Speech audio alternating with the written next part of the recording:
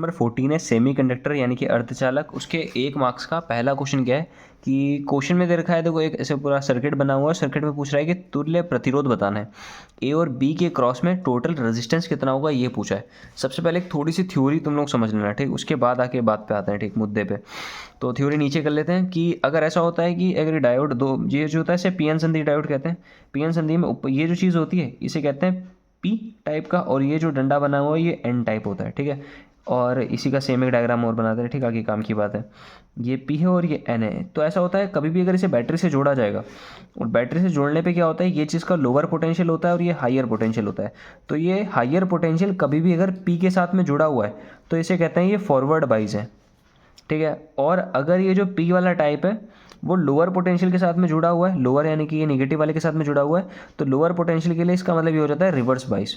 अब करेंगे क्या, मान लो तुम्हें पता चलेगा कि ये फॉरवर्ड है और रिवर्स है, तो फॉरवर्ड वाले में क्या करना है, तुम्हें पीएन संधारित्र डायोड को हटाकर इसकी जगह पर एक सीधा तार लगा देना है, एक जनरल मतलब जनरल के लिए, आइडियल कंडीशन के लिए। लेकिन रियल में क्या होता है, रियल में ऐसा होता है जो डायोड बने होते हैं या तो सिलिकॉन के बने होते हैं या तो जर्मेनियम के बने होते हैं। इस टाइप का एक क्वेश्चन बिल्कुल लास्ट में करेंगे अच्छे टाइप का, लेकिन फिलहाल समझ लो बोर्ड में कैसे दे रहे हैं कि एक अगर डायोड लगा पड़ा है, अगर फॉरवर्ड बाइस है तो उसको हटा के, डायोड को हटा के उसकी जगह पर एक सीधा तार लगा दो। अगर रिवर्स बाइस आ रहा है तो उस डायोड को हटा के उसकी जगह पर ओपन सर्किट कर देना, ठीक है, उस जगह को ओपन कर देना, यानी कि इसमें से कोई करंट पास ही नहीं होगा। तो ये काम करना है तुम्हें। अब देखते हैं सीन क्या है कि एक डायोड ये लगा, एक डायोड ये लगा। तो सबसे पहले चेक करना है तुम्हें ये फॉरवर्ड है या रिवर्स है, दोनों के दोनों।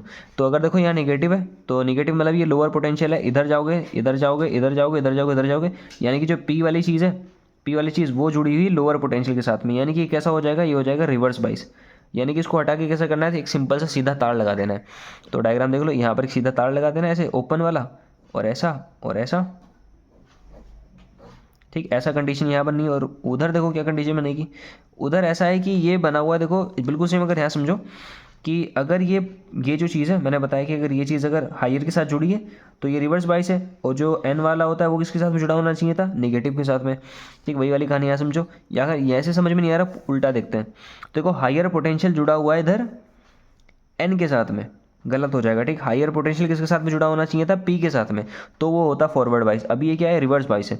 तो रिवर्स बाइस के लिए क्या करते हैं, रिवर्स बाइस समझ में आ रहा है, देखो ये हायर पोटेंशियल है, हायर पोटेंशियल जुड़ा किसके साथ में, एन के साथ में, तो ये रिवर्स है, ठीक। क्योंकि अगर हायर पोटेंशियल किसके साथ में जुड़ना चाहिए था, पी के साथ में, तब फॉरवर्ड होता, ठीक। तो इसको हटाकर एक सीधा ऐसे करके ओपन तार बना दो, ठीक। अब इसके क्रॉस करना है तो एक चीज़ समझना है, अगर यहाँ से ए और बी ये दो पॉइंट है, अगर यहाँ से करंट आता तो करंट ऊपर तो जाएगा नहीं, क्योंकि ऊपर मतलब करंट नहीं है, ये ओपन सर्किट है, तो करंट नीचे जाएगा यहाँ से ऐसे, ठीक है। और यहाँ भी करंट नहीं जाएगा कोई भी, तो करंट जाएगा ऊपर, क्योंकि ये ओपन सर्किट है। तो देखा जाए तो करंट यहाँ से ऐसे गया, फिर यहाँ से ऊपर जाके ऐसे चला गया, ठीक है। तो करंट की डायरेक्शन ऐसी थी, यानी कि ये जो रेजिस्टेंस है ये सर्किट में है ही नहीं, तो इसे जोड़ा ही नहीं जाएगा।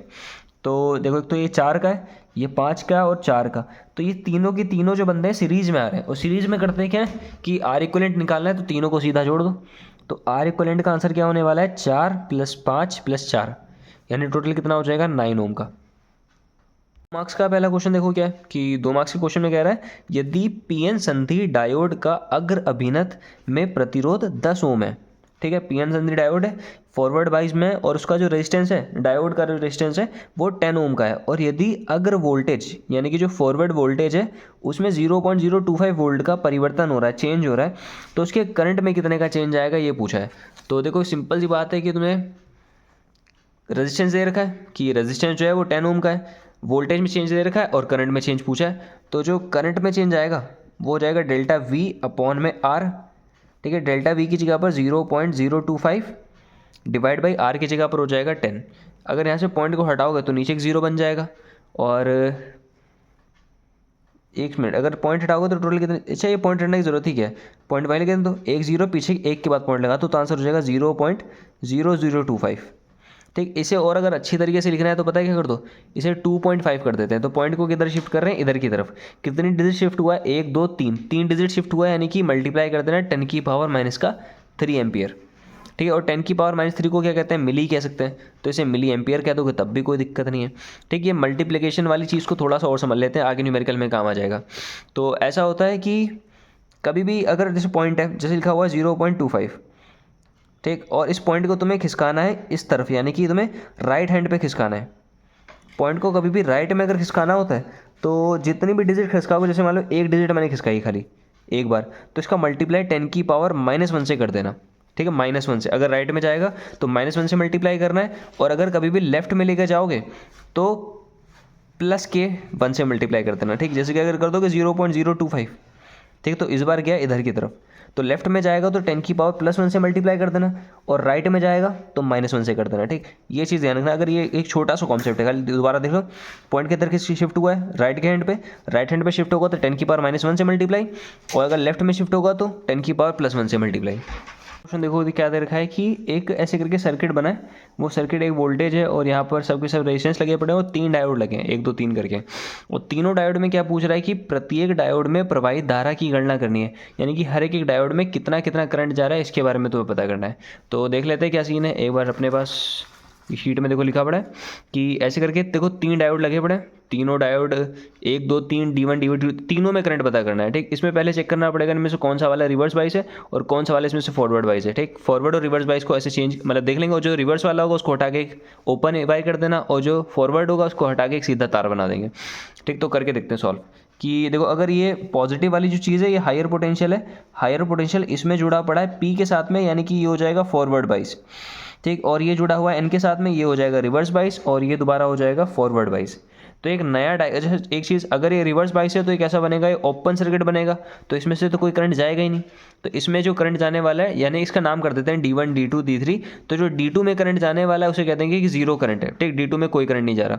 अब करना है क्या, तुम्हें D1 और D2 में मतलब 2 में निकालना पड़ेगा, ठीक। इसके लिए एक नया सर्किट पहले बना लेते हैं। तो नया सर्किट देखो ऐसा दिखाई देगा कि ऊपर बैटरी बनी होगी, ये रेजिस्टेंस लगा पड़ा है, और ये देखो फॉरवर्ड है तो इसे सीधा बना दो, और एक रेजिस्टेंस और बना दिया, ठीक है। और सबसे नीचे वाला जो था वो भी फॉरवर्ड था, और एक और रेजिस्टेंस लगा दिया, ठीक है। ये है 11 वोल्ट की बैटरी, और ये था 100 ओम का, और ये है 150 ओम, और ये है 50 ओम का, ठीक है। अब देखो ऐसा है कि जो बैटरी से करंट आएगा वो करंट निकलेगा आई, और करंट दोनों में ब्रेक होगा, इसमें हो जाएगा I1 और इसमें हो जाएगा I2। दोबारा I1 I2 जब मिलेंगे तो दोबारा आके इसमें कितना हो जाएगा I। देखो इस वाले में जो करंट है वो तो 0 हो गया। अब ये तुम्हें करना है क्या है, 2 डायोड में पता करना है। तो इधर वाले डायोड में जो करंट होगा उसका नाम I1 होगा, इधर वाले डायोड के करंट का नाम होगा I2। तो तुम्हें बेसिकली I1 और I2 की वैल्यू पता करनी है, ठीक है। तो कर रहेंगे कैसे, देखो सबसे पहले तो निकाल लो कि I कितना होगा, टोटल I, ठीक। टोटल I के लिए पहले निकालना क्या पड़ेगा, I = V/R होता है। V का मतलब हो जाएगा 11 अपॉन R का मतलब है तुल्य प्रतिरोध, नहीं कि सबको हटा के खाली एक लगाते हैं। सबसे पहले क्या है कि ये दोनों कैसे हैं, पैरेलल में, तो इन दोनों को हटा के जो लगेगा उसके लिए क्या करना पड़ेगा, पहले तो ऊपर दोनों का मल्टीप्लाई कर दो, 150 × 50 डिवाइड बाई दोनों को नीचे जोड़ दो। ये सीधा डायरेक्ट तरीका होता है अगर दो बंदे पैरेलल में होते हैं। तो ऊपर हो जाएगा 150 × 50 और डिवाइडेड बाई में नीचे होने वाला है 200। 1 0 से 1 0 कैंसिल, 1 0 से 1 0 कैंसिल, ऊपर हो जाएगा 75 और नीचे हो जाएगा 2, तो 75/2 आने वाला है, ठीक है। अब इसके बाद क्या करेंगे कि करंट निकाल लेते हैं। अच्छा एक चीज़ और, अभी इन दोनों को हटाने के बाद फिर एक 100 को भी जोड़ना है। अब हो गया अगला वाला डायग्राम ऐसा होगा हल्का सा, ये 100 और ऊपर ऐसे करके लगा हुआ ये, तो ये 100 का है और ये है 75/2 का। ये दोनों आ जाएंगे अब सीरीज़ में। तो सीरीज़ में करते हैं क्या कि R इक्विवेलेंट निकालने के लिए दोनों को सीधा जोड़ दो। तो 100 में ऐड कर देते हैं 75/2। 100 के नीचे कुछ नहीं लिखा तो 1 मान लेते हैं, नीचे नीचे गुड़ा कैची गुड़ा करके ऊपर आने वाला है 275, ठीक है। तो 275/2 होने वाला है ओम। ये हो गया रेजिस्टेंस। अब करंट निकालना है। टोटल जो करंट आई होगा उसका फॉर्मूला होगा V/R। V का मतलब वोल्टेज, वोल्टेज कितना है 11 वोल्ट, डिवाइड बाई R की जगह पर कितना है 275, डिवाइड बाई 2 जो है उसे ऊपर भेज देते हैं, मल्टीप्लाई में चला जाएगा, ठीक। 11 कम 11, 11 दूनी 22, 5 उधर गया, 11 पंजे 55, ठीक। तो ऊपर होने वाला है 2 और नीचे हो जाएगा 25। तो 2/25 जो करंट आ रहा है वो टोटल करंट है, ठीक। इसके बाद की कहानी समझना क्या है कि जो 2/25 का करंट है वो दो चीज़ों में ब्रेक हो रहा है, एक I1 में और एक I2 में। तो ये I1 I2 में ब्रेक जब होता है तो देखो सीधा तरीका होता है कि कभी भी दो ऐसे करके पैरेलल में सीन बने पड़े हो, ठीक है। ऊपर करंट जा रहा है I1, नीचे करंट जा रहा है I2, और जो टोटल करंट है उसका नाम है I।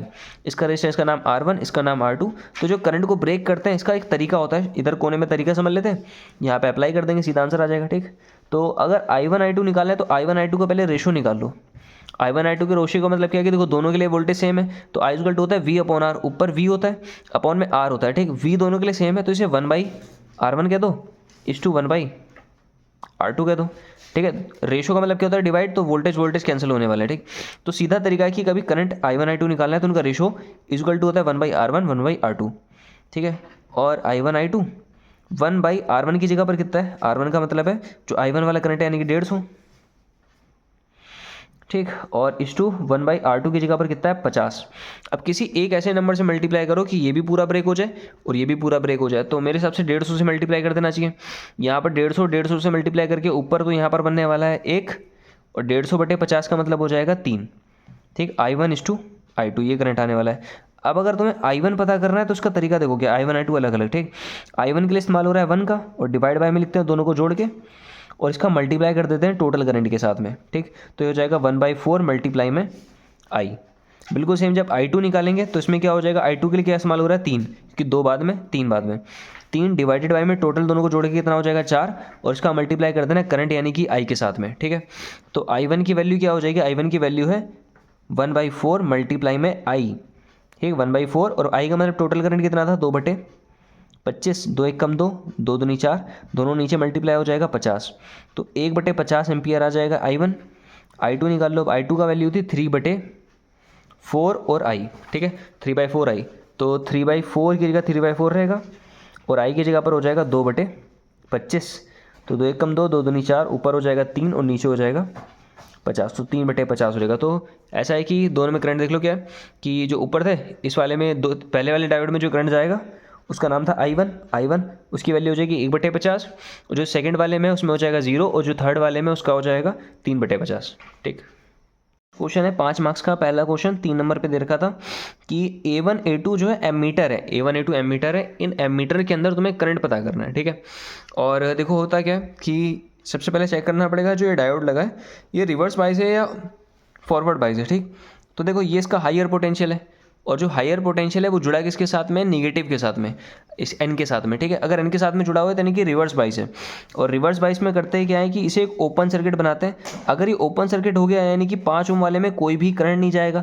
अगर 5 ओम में करंट नहीं गया इसका मतलब जो ये बना पड़ा एम्पियर, 1 एम्पियर का A1 जिसका नाम करा है, ठीक, तो इसमें भी कोई करंट नहीं जा रहा, ठीक है, इसमें भी कोई करंट नहीं है, यानी कि इसमें भी कोई करंट नहीं, यानी कि जो A1 का करंट है, A1 में करंट यानी कि धारा वो इक्वल टू हो जाएगी 0। अब तुम्हें करना है क्या, A2 में निकालना है। अब इस सर्किट को चेंज करके एक नया सर्किट बना देते हैं ऐसे करके, ठीक है। और ये बना पड़ा था A2, सही, ये है 10 का और ये है 2 का, तो सिंपल है कि सिंपल सर्किट बना पड़ा। I इक्वल टू क्या होता है V/R, तो V की जगह पर क्या हो जाएगा 2/R की जगह पर कितना हो जाएगा 10, यानी कि आंसर कितना होने वाला है 0.2 एम्पियर के बराबर, ठीक है।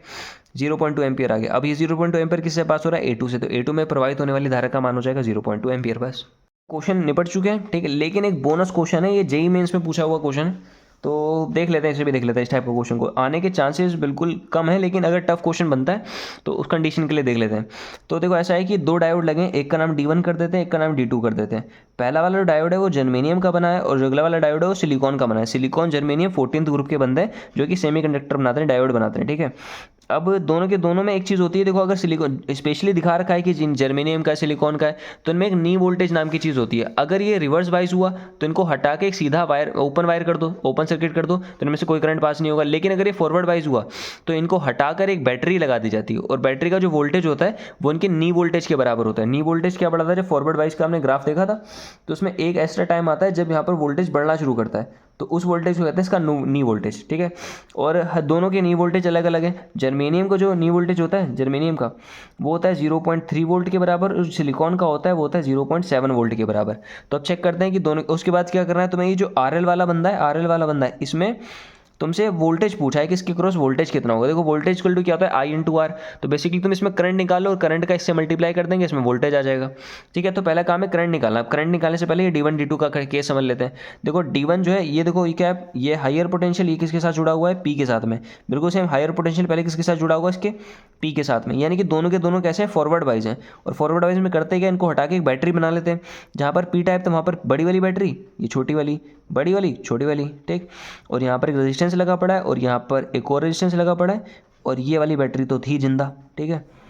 अब देखना क्या है, जर्मेनियम की जगह पर लगा दोगे 0.3 वोल्ट का और इसकी जगह पर लगा दोगे 0.7 वोल्ट का, और ये था 1.5 किलो ओम का, और ये RL वाला है 2.5 किलो ओम का, और ये जो बैटरी है वो है 15 वोल्ट की। ये और ये दोनों को मिला के हो जाएगा देखो 0.3 0.7 का मतलब 1 वोल्ट हो गया, ठीक है। 1 वोल्ट जो बन रहा है वो ऐसे करके ऐसे और ये ऐसे ऐसे, तो ये 15 का और ये 1 का, आप दिख रहा है इसमें उल्टी बैटरी लगी पड़ी है। अगर ये दोनों के दोनों देखो ऐसा होता है कि उसमें बड़ा दाम नहीं कि अगर दोनों बैटरी सेम पोलैरिटी वाली होती तो दोनों को जोड़ देते, लेकिन अगर दोनों की पोलैरिटी अलग अलग है, ठीक, एक ऐसे है और एक ऐसे करके ऐसे, तो इन दोनों को हटा के क्या करते हैं कि बड़े में से छोटे को माइनस कर दो। ये 15 का और ये 1 का है, तो 15 में से 1 को माइनस करके बचेगा कितना, 14, और में से बड़ा कौन है, 15 बड़ा है, तो 15 के जैसी बनेगी अगली बैटरी। तो समझना क्या है कि इन सबको हटाकर एक बैटरी बनाते हैं, ठीक, और वो बैटरी कैसी बनेगी, 15 के जैसी। तो 15 वाली ऐसी थी, ठीक, एक ऐसी बना दी, और यहाँ पर एक रेजिस्टेंस लगा पड़ा है और एक यहाँ पर लगा पड़ा है, ठीक है।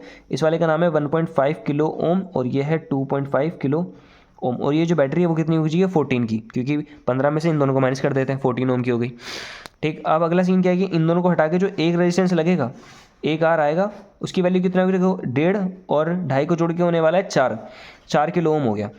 और करंट क्या होता है, I equal to V upon R होता है। वी की जगह पर आ जाएगा 14 अपॉन आर की जगह पर कितना आएगा, 4 किलो ओम। किलो का मतलब क्या होता है, 10⁻3, ठीक। तो आई इक्वल टू क्या होने वाला है, इनको कैंसिल करके आने वाला है 7/2, इसे ऊपर लेके चलिए आओ तो हो जाएगा 10⁻³ एम्पियर, ठीक है।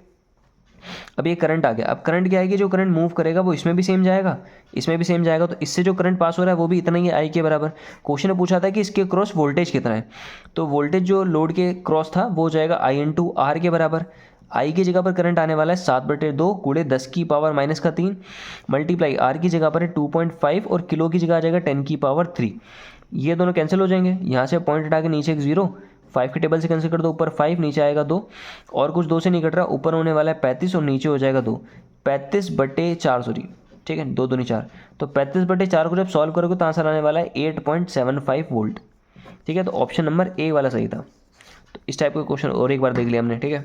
बस इसके बाद चैप्टर आपका कंप्लीट है और आपकी 12th के न्यूमेरिकल जितनी सीरीज़ थी पूरी कंप्लीट हो गई। इसके बाद जाके सारी सीरीज़ को एक बार रिवाइज कर लीजिए, बस निपट गया। इसके बाद अगली जो वीडियो आने वाली है वो डेरिवेशन के ऊपर आएगी कि 12th क्लास में जितनी भी डेरिवेशन हुई है सबको एक ही वीडियो में कवर करेंगे, ठीक है। तब तक के लिए बाय।